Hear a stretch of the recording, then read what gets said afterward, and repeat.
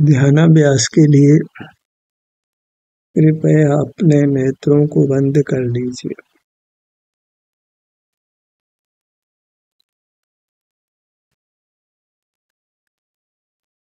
अपना ध्यान अपने शरीर पर लाइए। आपको अपने शारीरिक स्वास्थ्य का अनुभव होगा। आपका ही अनुभव होगा। आप सुख स्वभावी हैं, इसलिए आपको शांति का, सुख का अनुभव होगा। अपने को अपने तक ही सीमित रखना है। बाहर मूर्त पदार्थ ही ज्ञात होते हैं, जिनसे सुख होने का केवल भ्रम होता है। उस भ्रम से अपने को बचाना है। उसका एक ही उपाय है कि हम मूर्त पदार्थों को नहीं देखे जाने, अन्यथा हम अपने भ्रम का निवारण नहीं कर सकते हैं। अवश्य ही हम मूर्त पदार्थों से प्रभावित होते हैं। उनके प्रति राग द्वेष हुए बिना नहीं रहता है। संसार का हेतु केवल मूर्त पदार्थों को देखना जानना है, इसलिए हमें उनको देखने जानने से रोकना है, आत्म नियंत्रण करना है।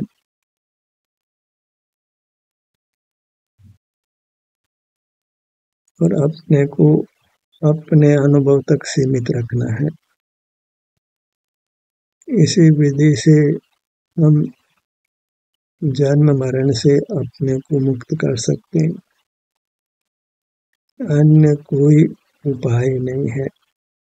एक ही उपाय है, इंद्रिय जय करना, अर्थात इंद्रियों को उपयोग में नहीं लेना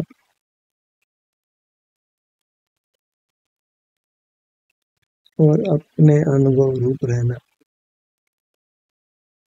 एक ओर आप स्वयं हैं, दूसरी ओर अनंत मूर्त पदार्थ हैं, जो अचेतन है, केवल सुख देने का भ्रम उत्पन्न करते हैं।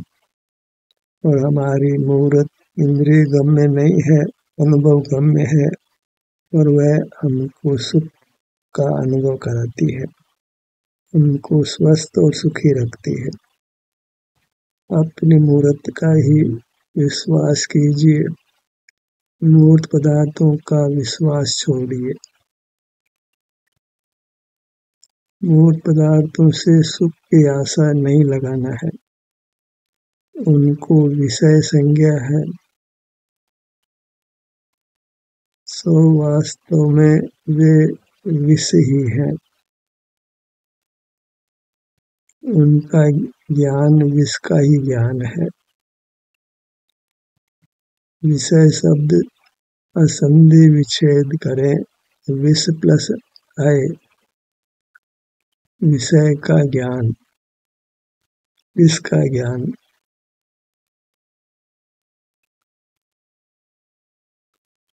मूर्त पदार्थों को कालकूट विष जानिए, जिनका सेवन करने पर अवश्य मरण होता है। बार बार हम उस विष का सेवन करते आए हैं, केवल उनसे सुख होने का भ्रम ग्रहण कर।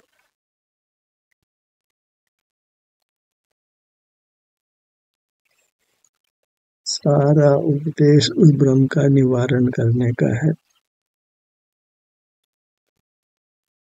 इंद्रिय जय हम कर सकते हैं, उसमें केवल अपनी मूर्त की ही शरण है।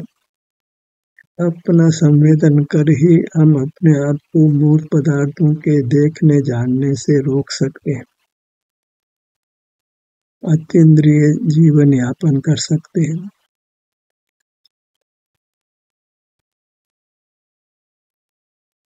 अंतर में ही विचरण करना है, अर्थात शरीर के एक भाग से दूसरे भाग पर विचरण कर सकते हैं।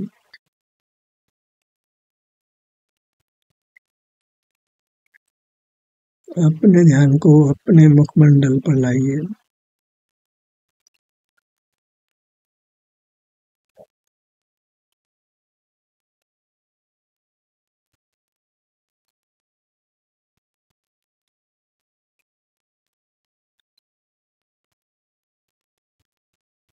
हमारी मूरत विशाल है, नाना अंग उपांग वाली है, इसलिए नाना शरण है।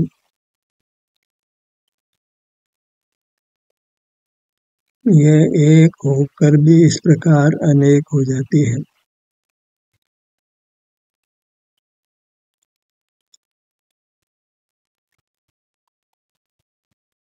सिर के बाग पर आइए।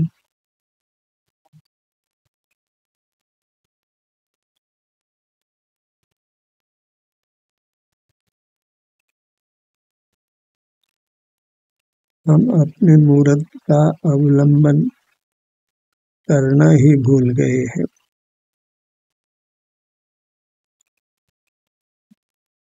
यद्यपि हम अपने मूरत के अवलंबन से अनंत काल रह सकते हैं, पर उसके लिए अपनी मूरत में रहने का अभ्यास करना है। उसी से ये मूर्त कर्मों से छूटकर हमको अनंत काल शरण दे सकती है।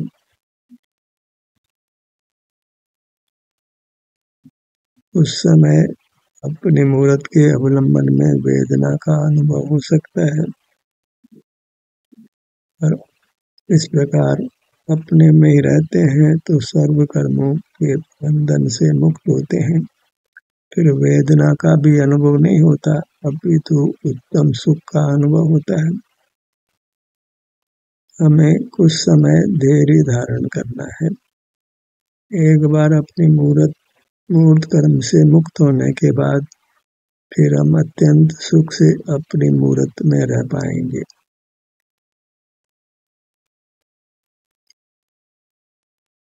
लाट के बाग पर आइए।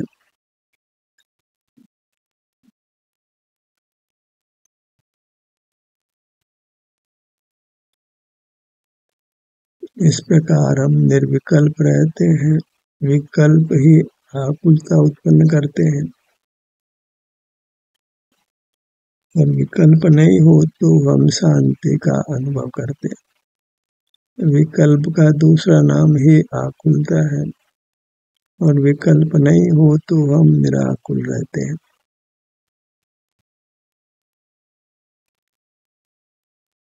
गुरु मध्य पर आइए।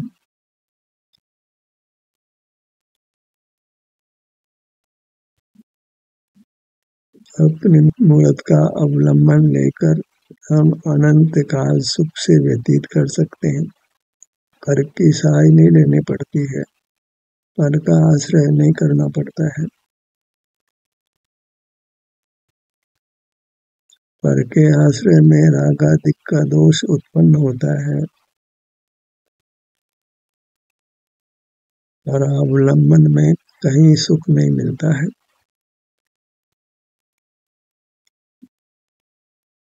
नेत्रों के भाग पर आइए।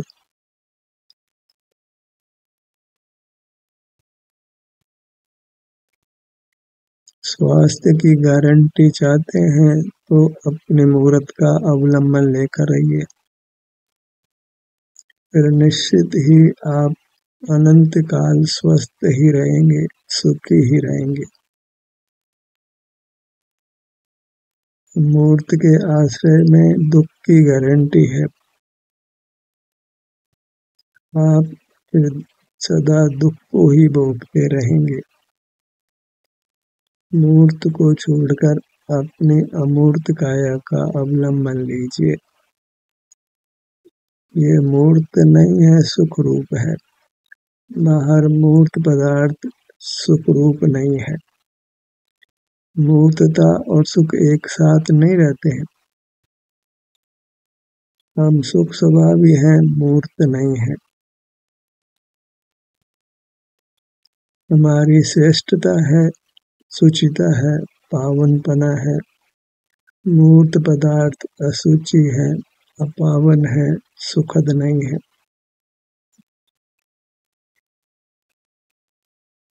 मूर्त पदार्थ स्वयं ही बंधन रूप है।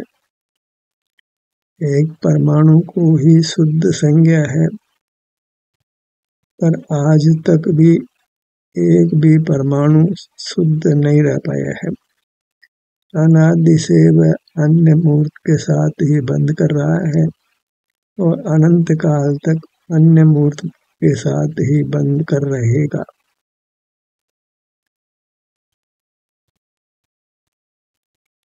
बंधन ही उसका स्वभाव है। वह स्निग्ध स्वभाव वाला होने से अन्य पुद्गल के साथ बंध को प्राप्त होता है। वह स्वयं ही इस प्रकार बना है कि वह शुद्ध नहीं रह सकता है और अनादि से ऐसे मूर्त पुद्गल के साथ हम बंधे हुए हैं। जो अशुचि है, बंध रूप है, ऐसे अशुचि बंध रूप पुद्गल से हमें अपने आप को छुड़ाना है। इसके द्वारा प्रदत्त इंद्रियों का उपयोग हम नहीं करें तो हम छूट सकते हैं। अन्य कोई उपाय नहीं है। एक ही उपाय है कि ऐसे मूर्त पदार्थों को हम नहीं देखे जाने जो सुख स्वभावी तो नहीं है। नाना पुद्गल मिलकर इस प्रकार का रूप बनता है कि हमको सुखद लगते हैं, हमको भ्रमित करते हैं, हम उनके भ्रम में पड़ जाते हैं और अपने सुख स्वरूप से च्युत होकर दुख भोगते हैं। हमें पुद्गल से ही बचाना है। ये सर्वत्र व्याप्त है, तो अंतर में जाकर ही हम पुद्गल से बच सकते हैं। अपने समीप आकर अथवा अपने से युक्त होकर ही हम पुद्गल से अपनी रक्षा कर सकते हैं। पुद्गल को शत्रु संज्ञा है। शास्त्रीय भाषा में इसको कर्म नो कर्म कहते हैं। कर्म सूक्ष्म है और नो कर्म स्थूल है। नो कर्म को आहार वर्गना संज्ञा भी है।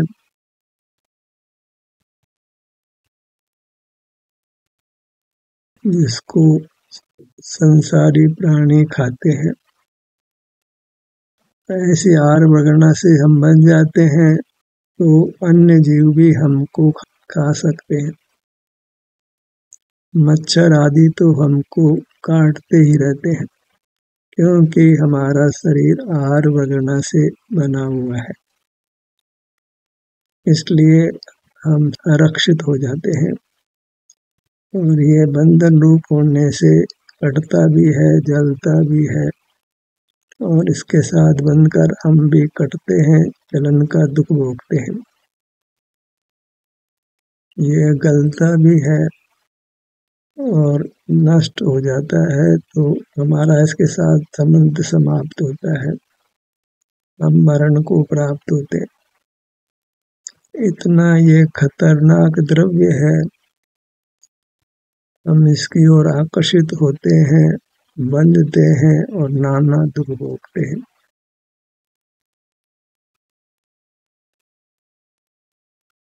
इसको हमने रिपु माना ही नहीं है, शत्रु माना ही नहीं है। तभी तो इसको स्वतंत्र रूप से देखते जानते हैं, नाना प्रकार से उपयोग में लेते हैं।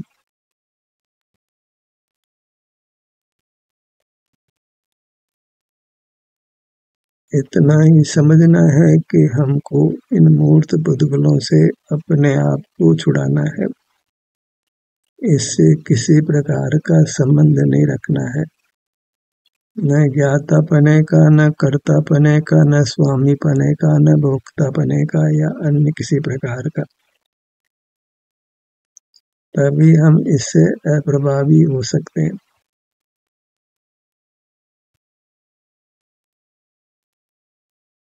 तभी हम इसके निमित्त से अपने भी दुखों से बचा सकते हैं। अपने ध्यान को अपने कानों के भाग पर लाइए।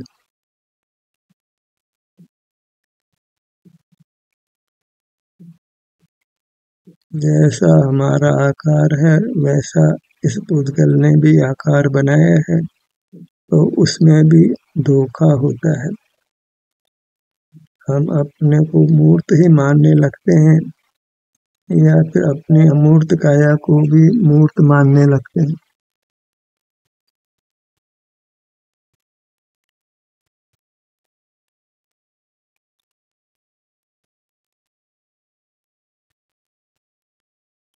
मूर्त के संग में धोखा ही धोखा है। हम चेतन होकर भी अचेतन से धोखा खा रहे हैं।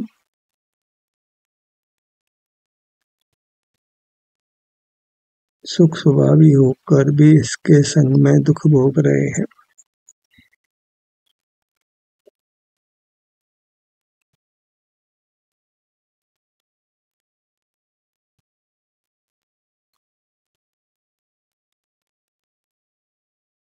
मुक्त से मुक्त होना है, भले ही धीरे धीरे हो पर मुक्त अवश्य होना है। धीरे धीरे ही आप अपने से युक्त होना प्रारंभ करिए।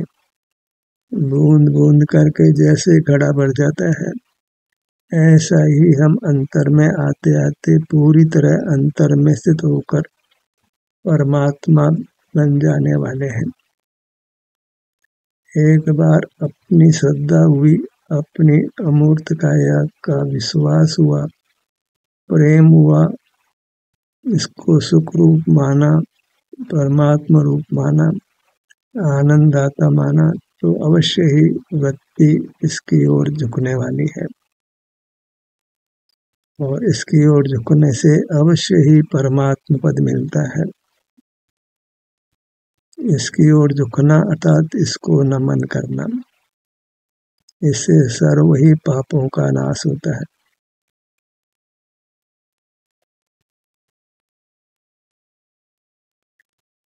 उत्तम सुख की प्राप्ति होती है। यही मंगल है, अर्थात इसके अवलंबन से कर्मनाश को प्राप्त होते हैं और उत्तम सुख मिलता है।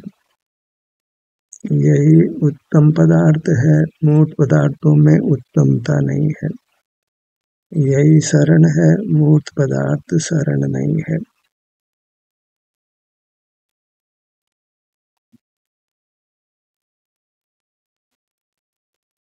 अपने प्रति नमन का भाव होना, यही भाव हमको संसार से पार करने वाला है।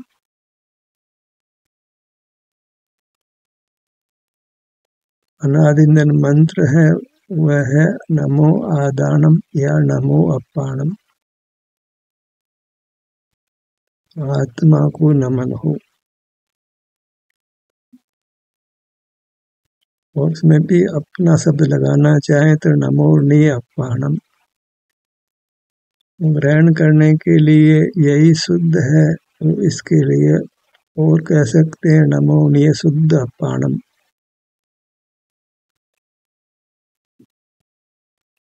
मंत्र जाप से कर्मों का नाश होता है, पर उसका भाव अवश्य ज्ञात होना चाहिए।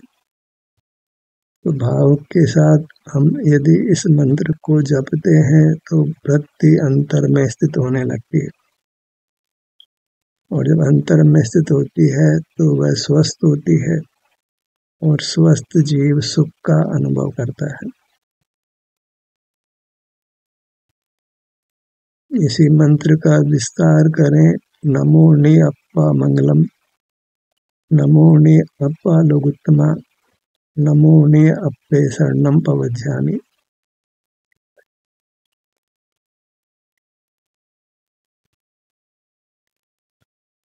आत्मा ही 5 प्रकार की अवस्थाओं को प्राप्त करता है, अर्थात अपना अमूर्त शरीर ही 5 प्रकार की अवस्थाओं को प्राप्त करता है। उसको आर्यंत सिद्ध आचार्य उपाध्याय साधु संज्ञा है, पर हमें उस भेद में नहीं पड़ना है। क्योंकि भेद से विकल्पों की उत्पत्ति होती है। अपने को एक रूप ही देखना है, परमात्म रूप देखना है। इसलिए यही उत्तम मंत्र है, तमो निःशुद्ध पाणम। और अपने में समा जाना है, अपने में ही रहना है, फिर कोई दुख अनंत काल होने वाला नहीं है। ये वज्र का महल है जिसमें आने के बाद कर्म का आघात बिल्कुल नहीं हो सकता।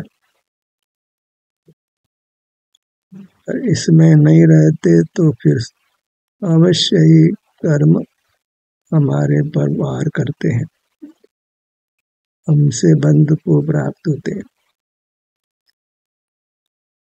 क्योंकि जब अपने में नहीं रहते तो कर्म जो हमारे साथ बंधा है वह उदय को प्राप्त होता है और रागाधिक दोष उत्पन्न होते हैं। कर्म का उदय होने से नूतन कर्म बंध को प्राप्त हो जाता है और बंध की परंपरा चलती रहती है। इस परंपरा को हमने तोड़ना है, मूर्त से बंध कर नहीं रहना है। यह मूर्त ही हमको नाना आकार देता है, जगत हमको सुंदर सुंदर कहता है, हमसे राग द्वेष करता है और कितने जीव तो हमको खा भी जाते हैं और हम मरण को प्राप्त हो जाते हैं। मूर्त के साथ रहते हैं तो एक कहावत घटती है, जीवो जीवस्य भोजनम। जीव का शरीर आहार वगैरह से बनता है, इसलिए एक दूसरे जीव के द्वारा खाया जाता है। हमें आहार बनकर नहीं रहना है तो बाहर के आहार का प्रेम छोड़ना है, भोजन पानी का प्रेम छोड़ना है। सिद्धांत तो यही है कि जब असह्य भूख प्यास हो तभी हमको आहार पानी ग्रहण करना चाहिए, पर हम तो के रस को पाने के लिए रसना इंद्रिय के वश होकर भोजन के प्रति लोलुप होकर भोजन करते हैं, उसे बल होना भी मानते हैं, पर उस बल का कोई फायदा नहीं। सुख के लिए बल की आवश्यकता ही नहीं है, अपने से युक्त होने से ही सुख मिल जाता है। मन वचन काय किसी बल की आवश्यकता नहीं रहती है। मूर्त आहार बल देने वाला होने पर भी हमें उस बल का प्रेम छोड़ना है, अपने सन्मुख होकर ही स्वाधीन सुख पा लेना है। नासिका भाग पर आइए।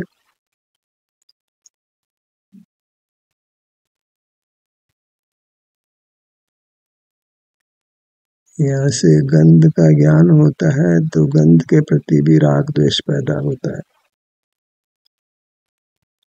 श्वासोच्छ्वास क्रिया होती है तो विषैली गैस का ग्रहण हो जाए तो मरण को भी प्राप्त होते हैं, मूर्छा को प्राप्त हो जाते हैं। पवन की आवश्यकता बनी ही रहती है। ऐसा जीवन धिक्कार है जहाँ आहार जल पवन आदि नाना पदार्थों की आवश्यकता रहती है।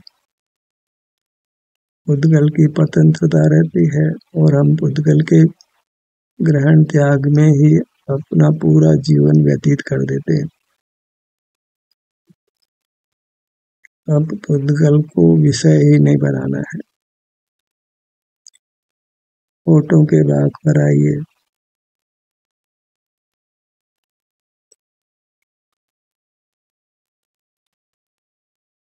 यहाँ स्पष्ट संवेदना मिलती है।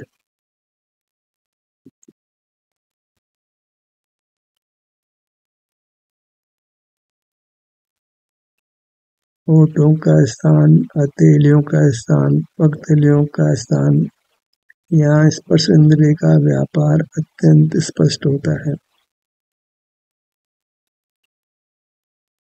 इन स्थानों का सुगमता से हम एहसास कर सकते हैं।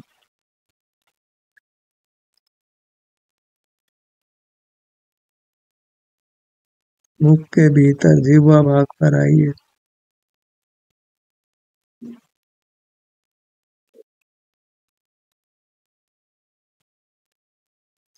अपने किसी भाग पर आते हैं तो शांति होती है, उस शांति की पहचान होती है, तो सहज ही वृत्ति फिर अपने सन्मुख रहती है। फिर किसी के आश्रय की जरूरत नहीं पड़ती है, हम स्वाधीनता से अपने अनुभव रूप हो सकते हैं। फिर वृत्ति सहज ही अपनी ओर ढलने लगती है। जो अपने में आकर शांति मिली, वह शांति ही फिर हमको भीतर बुलाती है और परमात्मा बना देती है। सुख से सुख बढ़ता है, दुख से दुख बढ़ता है। जैसे लोक में धन से धन बढ़ता है, धनवान और अधिक धनवान हो जाता है, ऐसे ही जो अंतर में आकर शांति को पाता है, तो फिर वह शांति भी बढ़ती है और अनंत हो जाती है। धन की उपलब्धि तो अनंत नहीं होती है, पर सुख की उपलब्धि अवश्य अनंत हो जाती है। उसका कभी अंत नहीं आता और वह सुख अमर्यादित भी होता है। मुख के भीतर तालु का भाग, ठुड्डी, पूरा मुखमंडल, सिर से लगाकर ठुड्डी तक, बाएं कान से दाएं कान तक, नासिका से पीछे तक।